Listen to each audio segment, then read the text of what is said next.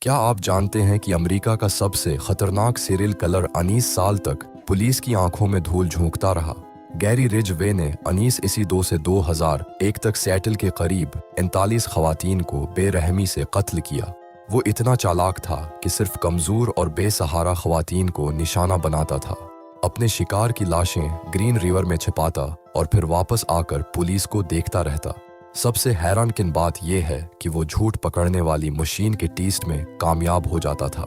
دن میں truck painter کا کام کرتا، شام کو اپنی فیملی کے ساتھ وقت گزارتا۔ کوئی شک نہیں کر سکتا تھا۔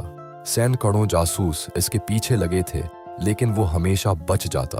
آخر کار 2001 میں DNA ٹیسٹ سے اس کا بھانڈا پھوٹا۔ اس نے اعتراف کیا اور موت کی سزا سے بچنے کے لیے تمام راز بتا دیے۔